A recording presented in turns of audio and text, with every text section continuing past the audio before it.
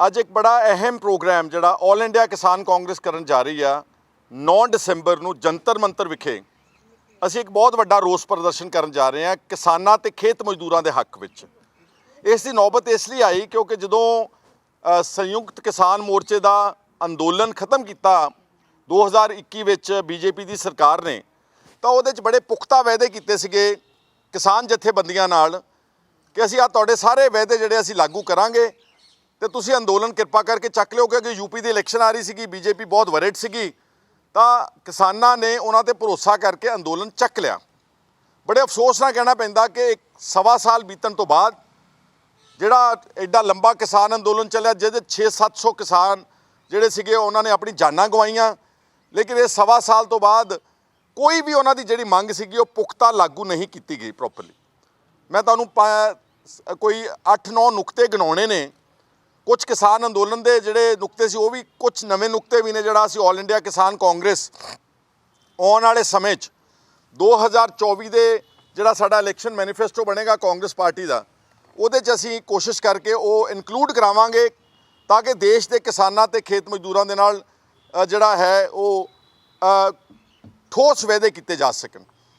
ਸੋ ਪਹਿਲਾ ਨੁਕਤਾ ਜਿਹੜਾ ਸਭ ਤੋਂ ਵੱਡਾ ਜਿਹਦੇ ਕਰਕੇ ਕਿਸਾਨ ਹਤਾਸ਼ ਹੈ, ਜਿਹਦੇ ਕਰਕੇ ਕਿਸਾਨ ਸਾਰੇ ਦੇਸ਼ ਦਾ ਕਰਜ਼ਈ ਆ, ਜਿਹਦੇ ਕਰਕੇ ਕਿਸਾਨ ਆਤਮ ਹੱਤਿਆ ਕਰ ਰਿਹਾ ਸਾਰੇ ਦੇਸ਼ ਵਿੱਚ, ਉਹ ਸੀਗਾ ਮਿਨੀਮਮ ਸਪੋਰਟ ਪ੍ਰਾਈਸ ਦਾ। ਤੁਹਾਨੂੰ ਸਭ ਨੂੰ ਪਤਾ ਕਿ ਮੋਦੀ ਸਾਹਿਬ ਦੀ ਸਰਕਾਰ ਨੇ ਕਿਹਾ ਕਿ ਅਸੀਂ MSP ਲਾਗੂ ਕਰਾਂਗੇ ਸਾਰੇ ਦੇਸ਼ ਵਿੱਚ, ਔਰ ਜਦੋਂ ਕਮੇਟੀ ਬਣਾਈ ਉਹਦੇ ਵਿੱਚ ਕਿਸੇ ਵੀ ਪਾਏਦਾਰ ਕਿਸਾਨ ਜਥੇਬੰਦੀ ਨੂੰ ਮੈਂਬਰ ਹੀ ਨਹੀਂ ਰੱਖਿਆ ਗਿਆ। ਮਿਸਟਰ ਸੰਜੇ ਅਗਰਵਾਲ ਜਿਹੜੇ ਰਿਟਾਇਰਡ ਐਗਰੀਕਲਚਰ ਸੈਕਟਰੀ ਸੀਗੇ, ਜਿਹੜੇ ਬਾਬੂ ਲੋਕ ਆ ਜਿਹੜੇ ਦਿੱਲੀ ਬੈਠੇ AC ਕਮਰਿਆਂ 'ਚ ਰਹਿੰਦੇ ਸਾਰੀ ਜ਼ਿੰਦਗੀ, ਉਹਨਾਂ ਨੂੰ ਬਣਾ ਕੇ ਚੇਅਰਮੈਨ ਤੇ ਬਣਾਤਾ ਜੀ ਕਿ ਅਸੀਂ ਫਰਜ਼ੀ ਜੇ ਕਿਸਾਨ ਜਥੇਬੰਦੀਆਂ ਜਿਹੜੀ ਬੀਜੇਪੀ ਦੇ ਨਾਲ ਸੀਗੀਆਂ ਪਹਿਲਾਂ ਹੀ, ਤੇ ਉਹਨਾਂ ਦੀ ਕਮੇਟੀ ਬਣਾਤੀ ਕਿ MSP ਤੇ ਗੱਲ ਕਰਨਗੇ। ਉਹ 6 ਮਹੀਨੇ ਕਮੇਟੀ ਬਣੀ ਨੂੰ ਵੀ ਹੋ ਗਏ ਨੇ, ਲੇਕਿਨ ਕੁਛ ਨਜ਼ਰ ਨਹੀਂ ਆ ਰਿਹਾ। ਜਦ ਕਿ ਬੀਜੇਪੀ ਨੇ ਆਪਣੇ ਇਲੈਕਸ਼ਨ ਮੈਨੀਫੈਸਟੋ ਵਿੱਚ 2019 'ਚ ਸਭ ਤੋਂ ਵੱਡਾ ਪ੍ਰੋਮਿਸ ਸੀਗਾ ਕਿ ਅਸੀਂ ਸਵਾਮੀਨਾਥਨ ਕਮੇਟੀ ਦੀ ਰਿਪੋਰਟ ਲਾਗੂ ਕਰਾਂਗੇ, ਔਰ ਮੋਦੀ ਸਾਹਿਬ ਨੇ ਆਪ ਵਾਅਦਾ ਕੀਤਾ ਕਿ ਅਸੀਂ ਦੇਸ਼ ਵਿੱਚ ਕਿਸਾਨਾਂ ਦਾ 2022 ਤੱਕ ਉਹਨਾਂ ਦੀ ਆਮਦਨ ਜਿਹੜੀ ਦੁੱਗਣੀ ਕਰਾਂਗੇ। ਦੁੱਗਣੀ ਦਾ ਕੀ ਕਰਨੀ ਸੀਗੀ? ਅੱਜ ਸਾਰੇ ਦੇਸ਼ ਦੇ ਵਿੱਚ ਕਿਸਾਨ ਜਿਹੜੇ ਨੇ ਉਹ ਕਰਜ਼ੇ ਦੀ ਮਾਰ ਕਰਕੇ ਮਰ ਰਹੇ ਨੇ।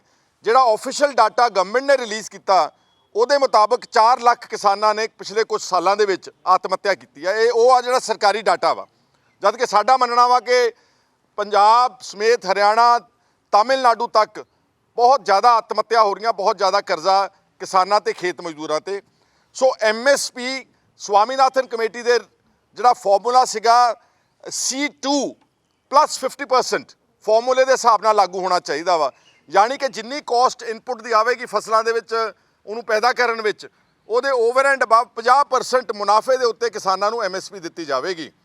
ਅਗਰ ਆਪਾਂ ਇਸ ਹਿਸਾਬ ਨਾਲ ਕੈਲਕੂਲੇਟ ਕਰੀਏ ਤਾਂ ਕਣਕ ਦਾ ਭਾਅ ਜਿਹੜਾ ਲਗਭਗ 2000 ਰੁਪਏ ਕੁਇੰਟਲ ਹੈ ਅੱਜ, ਇਹ ਆਲਮੋਸਟ 4000 ਰੁਪਏ ਕੁਇੰਟਲ ਹੋਣਾ ਚਾਹੀਦਾ ਵਾ ਤਾਂ ਕਿ ਕਿਸਾਨਾਂ ਨੂੰ ਰਾਹਤ ਮਿਲ ਸਕੇ। MSP ਨੰਬਰ 1 ਪੁਆਇੰਟ ਜਿਹੜਾ ਕਿ SKM ਨੇ ਵੀ ਆਪਣੇ ਜਿਹੜਾ ਅੰਦੋਲਨ ਵਿੱਚ ਰੱਖਿਆ ਸੀਗਾ।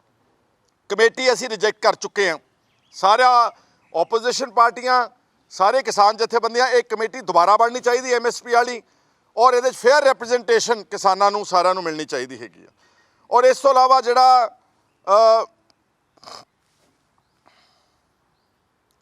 ਜਿਹੜਾ ਇਸ ਵਕਤ ਕੀ ਹੋ ਰਿਹਾ ਵਾ ਕਿ over a period of time ਜਿੱਦਾਂ ਮਹਿੰਗਾਈ ਵਧੀ ਦੇਸ਼ ਦੇ ਵਿੱਚ, ਉਸ ਹਿਸਾਬ ਦੇ ਨਾਲ ਫਸਲਾਂ ਦੇ ਭਾਅ ਨਹੀਂ ਤੈਅ ਕੀਤੇ ਗਏ।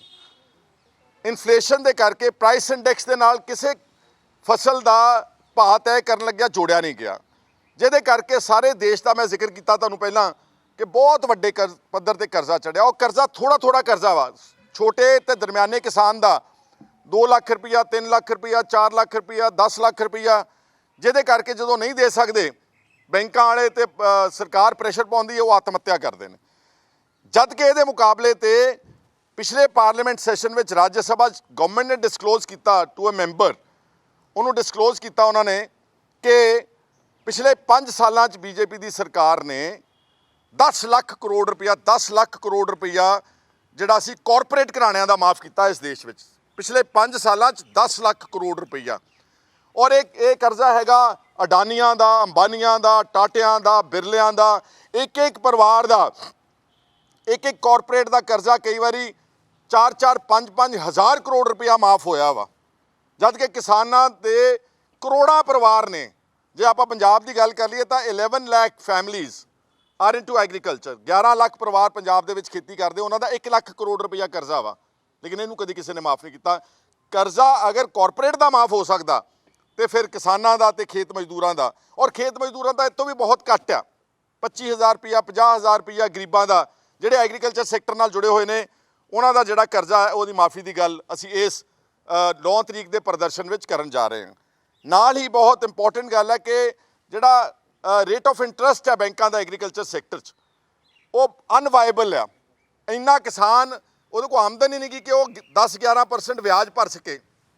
ਉਹੀ ਵਿਆਜ ਲੱਗ ਰਿਹਾ ਵਾ ਅਡਾਨੀਆਂ ਤੇ ਅੰਬਾਨੀਆਂ ਨੂੰ, ਉਹੀ ਵਿਆਜ ਲੱਗ ਰਿਹਾ ਇੱਕ 1.5 ਕਿੱਲੇ ਦੇ ਗਰੀਬ ਕਿਸਾਨ ਦੇ ਉੱਤੇ। ਸਾਰੀ ਦੁਨੀਆ ਜਿਹੜੇ ਵਿਕਸਿਤ ਮੁਲਕ ਨੇ, ਅਮਰੀਕਾ, ਯੂਰਪ ਸਮੇਤ ਹਰ ਜਗ੍ਹਾ ਦੇ ਉੱਤੇ ਜਿਹੜਾ ਐਗਰੀਕਲਚਰ ਨੂੰ ਸਬਸਿਡਾਈਜ਼ ਕੀਤਾ, ਰੇਟ ਆਫ ਇੰਟਰਸਟ ਉੱਥੇ ਅਮਰੀਕਾ ਵਿੱਚ 2.5% ਹੀ ਆ, ਸਿਰਫ 2.5%, ਸਾਡਾ 11% ਹੈ।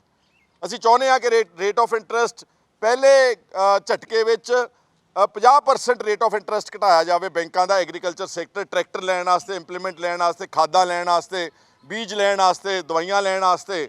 ਇਹ ਰੇਟ ਆਫ ਇੰਟਰਸਟ ਜਿਹੜਾ ਵਾ ਇਹ 4 ਤੋਂ 5% ਤੋਂ ਜ਼ਿਆਦਾ ਐਗਰੀਕਲਚਰ ਸੈਕਟਰ ਵਾਸਤੇ ਨਹੀਂ ਹੋਏਗਾ। ਔਰ ਇਹ ਗੱਲਾਂ ਜਿਹੜੀਆਂ ਮੈਂ ਕਰ ਰਿਹਾ, ਇਹ ਰਾਹੁਲ ਜੀ ਨਾਲ ਅਤੇ ਕਾਂਗਰਸ ਹਾਈਕਮਾਂਡ ਨਾਲ ਡਿਸਕਸ ਕਰਕੇ 2024 ਦੇ ਮੈਨੀਫੈਸਟੋ ਵਿੱਚ ਪਵਾਉਣ ਦਾ ਉਪਰਾਲਾ ਸਾਡੀ ਜਥੇਬੰਦੀ ਜਿਹੜੀ ਕਰੇਗੀ। ਇਲੈਕਟ੍ਰਿਸਿਟੀ ਅਮੈਂਡਮੈਂਟ ਬਿੱਲ, ਜਿਹਦੇ ਨਾਲ ਜਿੰਨੇ ਵੀ ਰੈਗੂਲੇਟਰਸ ਨੇ ਸੂਬਿਆਂ ਦੇ ਵਿੱਚ, ਉਹ ਕੇਂਦਰ ਸਰਕਾਰ ਨੇ ਸਾਰਾ ਅਧਿਕਾਰ ਆਪਣੇ ਕੋਲ ਖੋਹ ਲਿਆ ਵਾ। ਸਾਡੇ ਬਿਜਲੀ ਬੋਰਡ ਪਹਿਲਾਂ ਹੀ ਫੇਲ ਹੋ ਚੁੱਕੇ ਨੇ, ਉਹ ਸਾਰਾ ਜਿਹੜਾ ਕਾਰਪੋਰੇਟ ਪ੍ਰਾਈਵੇਟ ਸੈਕਟਰ ਵਿੱਚ ਦੇਣ ਨੂੰ ਫਿਰਦੇ ਨੇ। ਹਾਲਾਂਕਿ ਪੰਜਾਬ ਵਰਗੀ ਸਟੇਟ ਵਿੱਚ ਇੱਕ ਨਵਾਂ ਪੈਸਾ ਡਿਸਟ੍ਰੀਬਿਊਸ਼ਨ ਐਂਡ ਜਿਹੜੀ ਉਹਦੀ ਹੈਗੀ ਆ ਬਿਜਲੀ ਦਾ ਨੈਟਵਰਕ ਵਿਛਾਉਣ ਵਿੱਚ ਕਿਸੇ ਪ੍ਰਾਈਵੇਟ ਕੰਪਨੀ ਦਾ ਇੱਕ ਨਵਾਂ ਪੈਸਾ ਰੋਲ ਨਹੀਂਗਾ। ਸਾਰਾ ਪੰਜਾਬ ਸਰਕਾਰ ਨੇ ਆਪਣੇ ਹੱਥੀਂ ਕੀਤਾ ਵਾ, ਲਾਈਨਾਂ ਵਿਛਾਈਆਂ, ਬਿਜਲੀ ਪੈਦਾ ਕੀਤੀ, ਬਿਜਲੀ ਟਰਾਂਸਪੋਰਟ ਕੀਤੀ। ਲੇਕਿਨ ਜਿਹੜਾ ਇਲੈਕਟ੍ਰਿਸਿਟੀ ਅਮੈਂਡਮੈਂਟ ਬਿੱਲ ਜਿਹੜਾ 2022 ਕੀਤਾ ਬੀਜੇਪੀ ਨੇ ਪਾਸ, ਉਹ ਆਪਣੇ ਰੈਗੂਲੇਟਰਸ ਲਾਉਣਗੇ ਤੇ ਆਪਣੀ ਮਰਜ਼ੀ ਦੇ ਨਾਲ ਪ੍ਰਾਈਵੇਟ ਸੈਕਟਰ ਦੇ ਲੋਕਾਂ ਨੂੰ, ਸਾਡੇ ਜਿਹੜੇ PSPSL ਵਰਗੇ ਅਦਾਰੇ ਨੇ, PSPCL ਵਰਗੇ, ਉਹ ਸਾਰੇ ਪ੍ਰਾਈਵੇਟ ਸੈਕਟਰ ਨੂੰ ਹੈਂਡਓਵਰ ਕਰ ਦੇਣਗੇ। ਇਹ ਮਸਲਾ ਵੀ ਜਿਹੜਾ ਸਾਡਾ ਉਹਦੇ ਵਿੱਚ ਹੋਵੇਗਾ। ਲਖੀਮਪੁਰ ਖੇੜੀ ਦਾ ਕਤਲ, 4 ਬੰਦਿਆਂ ਨੂੰ ਰੌਂਦਿਆਂ ਅਜੇ Mishra minister of home for state BJP ਦੇ, ਗਵਰਨਮੈਂਟ ਆਫ ਇੰਡੀਆ ਦੇ, ਉਹਦੇ ਬੇਟੇ ਨੇ ਜਿਹੜਾ ਮਾਰਿਆ ਉਸ ਨੂੰ, ਉਹਨਾਂ ਦੇ ਖਿਲਾਫ ਬੀਜੇਪੀ ਨੇ ਕੋਈ ਕਾਰਵਾਈ ਨਹੀਂ ਕੀਤੀ। ਉਸ ਹੋਮ ਮਿਨਿਸਟਰ ਨੂੰ, ਅਜੇ ਮਿਸ਼ਰਾ ਨੂੰ, ਗਵਰਨਮੈਂਟ ਆਪਣੀ ਕੈਬਨਿਟ ਵਿੱਚੋਂ ਬਾਹਰ ਕੱਢੇ। ਔਰ ਜਿਹੜੇ 4 ਆਦਮੀ ਕਿਸਾਨਾਂ ਸਮੇਤ ਇੱਕ ਜਰਨਲਿਸਟ ਸੀਗਾ, ਮੀਡੀਆ ਪਰਸਨ ਮਾਰਿਆ ਗਿਆ ਸੀ, ਰੌਂਦ ਦਿੱਤਾ ਜੀਪ ਦੇ ਥੱਲੇ, ਉਹਨਾਂ ਨੂੰ ਇਨਸਾਫ ਤੇ ਢੁਕਵਾਂ ਮੁਆਵਜ਼ਾ ਲੈਣਾ ਵੀ ਸਾਡੇ ਇਸ ਗੱਲ ਦਾ ਹੋਵੇਗਾ। ਕ੍ਰੌਪ ਇੰਸ਼ੋਰੈਂਸ, ਮੈਂ ਅੱਜ ਪਿਛਲੇ ਦਿਨੀ ਛੱਤੀਸਗੜ੍ਹ, ਮੱਧ ਪ੍ਰਦੇਸ਼, ਉੜੀਸਾ, ਕੇਰਲਾ, ਤਾਮਿਲਨਾਡੂ ਸਾਰੀਆਂ ਸਟੇਟਸ ਜਾ ਕੇ ਆਇਆ। ਜਿਹੜਾ ਪ੍ਰਾਈਮ ਮਿਨਿਸਟਰ ਬੀਮਾ ਯੋਜਨਾ ਚੱਲ ਰਹੀ ਹੈ, ਸਾਰੀ ਫਰਾਡ ਆ। ਸਾਰੇ ਵਿੱਚ ਬਹੁਤ ਵੱਡੇ ਪੱਧਰ ਤੇ ਘਪਲਾ ਹੋ ਰਿਹਾ ਵਾ। ਕਿਸਾਨ ਤੱਕ ਕੋਈ ਉਹਦਾ ਮੁਆਵਜ਼ਾ ਨਹੀਂ ਪਹੁੰਚ ਰਿਹਾ। ਅੱਜ ਪੰਜਾਬ ਤੁਸੀਂ ਲਾ ਲਓ, ਆ ਜਿਹੜਾ ਫਸਲਾਂ ਖਰਾਬ ਹੋਈਆਂ, ਸਾਡਾ ਕਪਾਹ ਖਰਾਬ ਹੋਈ, ਝੋਨਾ ਖਰਾਬ ਹੋਇਆ ਬੇਮੌਸਮੀ ਬਾਰਿਸ਼ ਨਾਲ, ਗੁਲਾਬੀ ਸੁੰਡੀ ਨਾਲ, ਚਿੱਟੀ ਸੁੰਡੀ ਨਾਲ।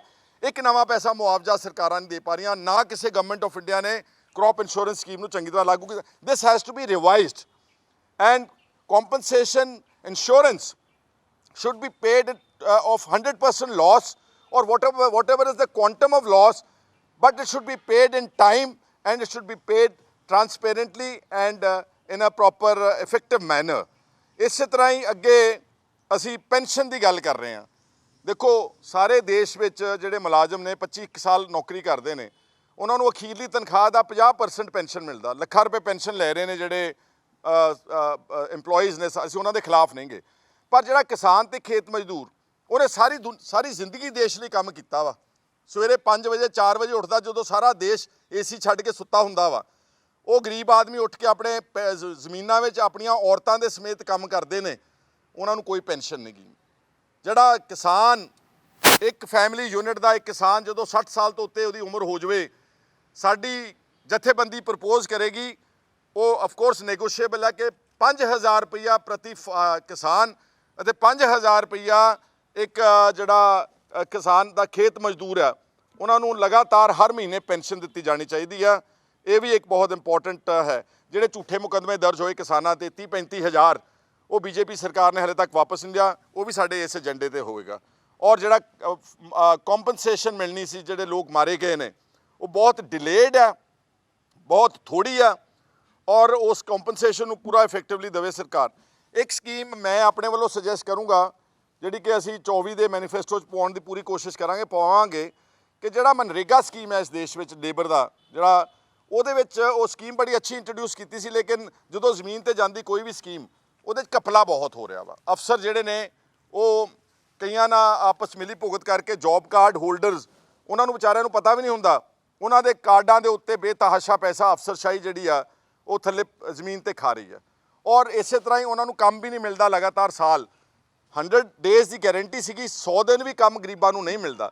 ਮੇਰੀ ਪ੍ਰਪੋਜ਼ਲ ਇਹ ਆ, ਸਾਡੀ ਜਥੇਬੰਦੀ ਆਲ ਇੰਡੀਆ ਕਿਸਾਨ ਕਾਂਗਰਸ ਪ੍ਰਪੋਜ਼ ਕਰਦੀ ਆ ਕਿ ਮਨਰੇਗਾ ਨੂੰ ਫਾਰਮਿੰਗ ਸੈਕਟਰ ਨਾਲ ਕਨੈਕਟ ਕੀਤਾ ਜਾਵੇ, ਤਾਂ ਕਿ ਮਜ਼ਦੂਰ ਨੂੰ ਸਾਰਾ ਸਾਲ ਕੰਮ ਮਿਲ ਸਕੇ, ਉਹ ਖੇਤਾਂ ਵਿੱਚ ਕੰਮ ਕਰੇ, ਉਸ ਦਾ ਪੇਮੈਂਟ ਜਿਹੜੀ ਮਨਰੇਗਾ ਦੇ ਵਿੱਚ ਹੋਵੇ, ਤੇ ਕਿਸਾਨ ਨੂੰ ਫਾਇਦਾ ਹੋਊਗਾ ਕਿ ਉਹਨੂੰ ਸਬਸਿਡਾਈਜ਼ਡ ਲੇਬਰ ਮਿਲ ਜੂਗੀ। ਇਹ ਕੋਈ ਨਵੀਂ ਗੱਲ ਨਹੀਂ ਹੈ, ਸਾਰੀ ਦੁਨੀਆ ਦੇ ਵਿੱਚ ਸਬਸਿਡੀ ਕਿਸਾਨਾਂ ਨੂੰ ਬਹੁਤ ਵੱਡੇ ਪੱਧਰ ਤੇ ਦਿੱਤੀ ਜਾ ਰਹੀ।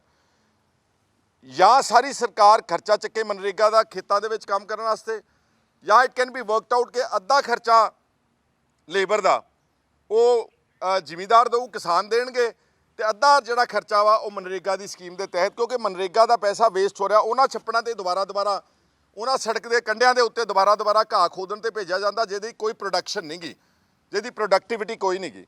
ਵੇਅਰ ਐਜ਼ ਜਦੋਂ ਫਾਰਮਿੰਗ ਵਿੱਚ ਜਾਣਗੇ, they will be producing crops like wheat, paddy, sugarcane, potatoes, vegetables, horticulture, ਸਾਰਾ ਸਾਲ ਉਹਨਾਂ ਨੂੰ ਕੰਮ ਮਿਲੇਗਾ, ਔਰ ਮਨਰੇਗਾ ਇੱਕ ਸੁਪਰ ਹਿੱਟ ਸਕੀਮ ਜਿਹੜੀ ਉਹ ਮੰਨੀ ਜਾਵੇਗੀ। ਔਰ ਇੱਕ ਲਾਸਟ ਵਿੱਚ ਜਿਹੜੀ ਗੱਲ ਆ ਕਿ ਜਿਹੜੇ ਸਾਈਲੋਜ਼ ਨੇ ਸਾਰੇ ਦੇਸ਼ ਵਿੱਚ ਸਟੋਰੇਜ ਕੈਪੈਸਿਟੀ ਬਣਾ ਰਹੀ ਆ, ਖਾਸ ਤੌਰ ਤੇ ਕਣਕ ਦੇ ਤੁਸੀਂ ਦੇਖਿਆ ਜਿੱਦਾਂ ਮੋਗੇ ਦੇ ਲਾਗੇ ਅਡਾਨੀਆਂ ਦਾ ਸਾਈਲੋ ਬਣਿਆ ਹੋਇਆ ਬਹੁਤ ਵੱਡਾ। ਇਹ ਜਿਹੜੇ ਸਾਈਲੋਜ਼ ਨੇ ਇਹ ਐਗਰੀਕਲਚਰ ਨਾਲ ਕਨੈਕਟਡ ਹੀ ਨੇ। ਸਟੋਰੇਜ ਵੀਟ ਦੀ ਕਰਨੀ ਆ, ਜ਼ਮੀਨ ਕਿਸਾਨ ਦੀ ਖੋਣੀ ਆ, ਤੇ ਦਿੱਤੇ ਗਏ ਨੂੰ ਸਾਰੇ ਸਾਈਲੋਜ਼ ਆਮਦਨ ਜਾਵੇਗੀ ਕਾਰਪੋਰੇਟ ਘਰਾਣਿਆਂ ਨੂੰ, ਅਡਾਨੀ ਵਰਗਿਆਂ ਨੂੰ। We will strongly oppose this. We want ਕਿ ਇਹਦੀ ਕੋਆਪਰੇਟਿਵ ਸੁਸਾਇਟੀਆਂ ਬਣਾਈਆਂ ਜਾਣ। ਫਰਜ਼ ਕਰੋ ਮੋਗੇ ਦੇ ਵਿੱਚ ਸਾਈਲੋ ਬਣਾਉਣਾ ਵਾ, ਉਹਦੇ ਜਿਹੜੇ ਜਿੰਨੇ ਕਿਸਾਨ ਤੁਸੀਂ ਅਪਰੂਵ ਕਰ ਰਹੇ ਹੋ ਉਹ ਕੋਆਪਰੇਟਿਵ ਸੁਸਾਇਟੀ ਦੇ ਮੈਂਬਰ ਹੋਣ, ਯਾਨੀ ਕਿ ਮਾਲਕ ਹੋਣਗੇ। ਔਰ ਇੱਦਾਂ ਹੀ ਉਸ ਇਲਾਕੇ ਦਾ ਟੋਟਲ ਜਿਹੜਾ ਕਿਸਾਨ ਆ ਉਹਦੀ ਨਫਰੀ area can be defined 10,000 20,000 families. ਉਹ ਜਿਹੜੀ ਸਾਈਲੋਜ਼ ਤੋਂ ਆਮਦਨ ਆਵੇਗੀ ਕਿਰਾਏ ਦੀ, ਉਹਨਾਂ ਕਿਸਾਨਾਂ ਦੇ ਦਰਮਿਆਨ ਉਹ ਵੰਡੀ ਜਾ, ਉਹਨਾਂ ਨੂੰ ਮਾਲਕ ਬਣਾਇਆ ਜਾਵੇ। ਕਿਉਂਕਿ ਜਿਹੜੇ ਅੰਬਾਨੀ ਅਡਾਨੀ ਵੀ ਸਾਈਲੋ ਬਣਾਉਣਗੇ ਉਹ ਬੈਂਕਾਂ ਦਾ ਕਰਜ਼ਾ ਲੈ ਕੇ ਚੱਕ ਕੇ ਬਣਾਉਂਦੇ ਨੇ। ਗਵਰਨਮੈਂਟ ਸ਼ੁੱਡ ਫੈਸਿਲਿਟੇਟ ਕਿ ਜਿਹੜੀਆਂ ਕੋਆਪਰੇਟਿਵ ਸੁਸਾਇਟੀਆਂ ਬਣਾਈਆਂ ਜਾਣ ਰਜਿਸਟਰ, ਗਵਰਨਮੈਂਟ ਉਹਨਾਂ ਨੂੰ ਸੌਫਟ ਲੋਨ ਲੈ ਕੇ ਦੇਵੇ ਬੈਂਕਾਂ ਤੋਂ। ਸਾਈਲੋਜ਼ ਬਣਾਉਣ ਵਿੱਚ ਗਵਰਨਮੈਂਟ ਉਹਨਾਂ ਦੀ ਮਦਦ ਕਰੇ, ਬਣਾ ਕੇ ਇਹਨਾਂ ਕਿਸਾਨਾਂ ਨੂੰ ਤੇ ਸੁਸਾਇਟੀਆਂ ਨੂੰ ਮਾਲਕ ਬਣਾ ਕੇ ਉਹਨਾਂ ਨੂੰ ਉਹਦੀ ਆਮਦਨ ਜਿਹੜੀ ਆ ਉਹ ਦਿੱਤੀ ਜਾਵੇ। ਕਿਸੇ ਵੇਲੇ ਕਿਹਾ ਗਿਆ ਸੀਗਾ ਉੱਤਮ ਖੇਤੀ, ਮੱਧ ਵਪਾਰ, ਨਿਖਿੱਧ ਨੌਕਰੀ। ਅੱਜ ਸਾਡੇ ਦੇਸ਼ ਵਿੱਚ ਉਲਟਾ ਕੰਮ ਹੋ ਗਿਆ। ਸਭ ਤੋਂ ਵਧੀਆ ਬਣਾਤਾ ਵਪਾਰ ਤੇ ਨੌਕਰੀ, ਤੇ ਜਿਹੜਾ ਜ਼ਿਮੀਂਦਾਰ ਕਿਸਾਨ ਤੇ ਖੇਤ ਮਜ਼ਦੂਰ ਆ ਉਹ ਭੁੱਖਾ ਮਰ ਰਿਹਾ ਵਾ, ਉਹਨੂੰ ਸਭ ਤੋਂ ਥੱਲੇ ਲਿਆ। ਔਰ ਸਭ ਤੋਂ ਅੱਛਾ, ਸਭ ਤੋਂ ਸਾਫ਼, ਸਭ ਤੋਂ ਇੱਕ ਇਮਾਨਦਾਰੀ ਦਾ ਆ 10 ਨਹੁੰ ਦੀ ਕਿਰਤ ਵਾਲਾ ਕੰਮ ਹੈ ਖੇਤੀ ਕਰਨਾ, ਮਿਹਨਤ ਕਰਨਾ। ਬਾਕੀ ਸਾਰੇ ਧੰਦਿਆਂ ਵਿੱਚ ਕਿਤੇ ਟੈਕਸ ਦੀ ਚੋਰੀ ਆ, ਕਿਤੇ ਰਿਸ਼ਵਤਖੋਰੀ ਆ।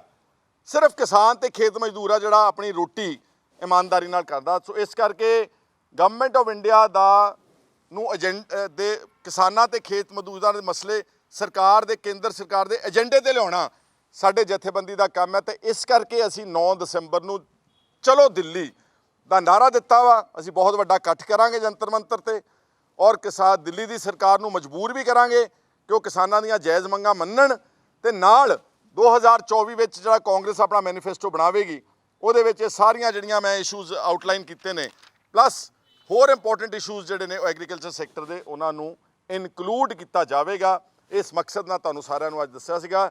ਸੋ ਮੇਰੀ ਸਾਰੇ ਜਿਹੜੇ ਤੁਹਾਡੇ ਜ਼ਰੀਏ ਸੁਣ ਰਹੇ ਨੇ, ਜਿੱਥੇ ਵੀ ਬੈਠਾ ਕੋਈ ਕਿਸਾਨੀ ਨਾਲ ਕਨੈਕਟਡ ਆ, ਸਭ ਨੂੰ ਅਪੀਲ ਆ ਕਿ ਸਾਡੇ ਇਸ ਧਰਨੇ ਵਿੱਚ ਸ਼ਾਮਲ ਹੋਵੋ। ਖੁੱਲ੍ਹਾ ਸੱਦਾ ਵਾ, ਹਾਲਾਂਕਿ ਹੈ ਆਲ ਇੰਡੀਆ ਕਿਸਾਨ ਕਾਂਗਰਸ ਵੱਲੋਂ ਆ, ਪਰ ਇਹ ਖੁੱਲ੍ਹਾ ਸੱਦਾ ਤੁਹਾਨੂੰ ਸਾਰਿਆਂ ਨੂੰ ਕਿ ਤੁਸੀਂ ਇਸ ਧਰਨੇ ਵਿੱਚ ਆਣ ਕੇ ਸ਼ਮੂਲੀਅਤ ਕਰਕੇ ਕਿਸਾਨੀ ਮੂਵਮੈਂਟ ਨੂੰ ਕਾਮਯਾਬ ਕਰੋ, ਤਾਂ ਕਿ ਕਿਸਾਨਾਂ ਦਾ ਜਿਹੜਾ ਹੈ ਉਹ ਆਉਣ ਵਾਲੇ ਸਮੇਂ 'ਚ ਤੇ ਖੇਤ ਮਜ਼ਦੂਰਾਂ ਦਾ ਭਲਾ ਹੋ ਸਕੇ।